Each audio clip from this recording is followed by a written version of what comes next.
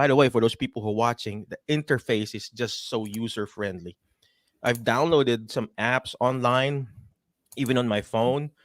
It's just so complicated. I don't know why I'm pressing.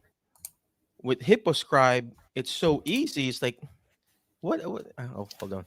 I mean, should Yeah, I of add course. the? So is my screen showing up? Let me hold on. There you go.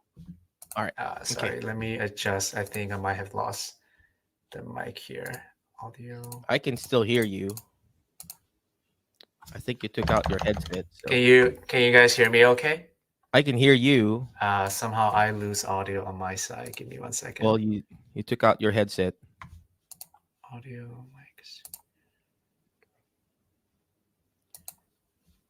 For those people who are watching, this is actually Can you say? Hello Note. Somehow my speaker worked, but I cannot hear you. Mhm.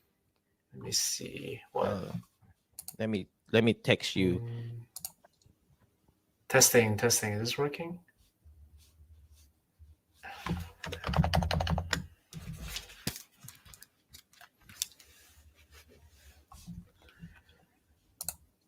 Yeah, can you hear me now? In your headset?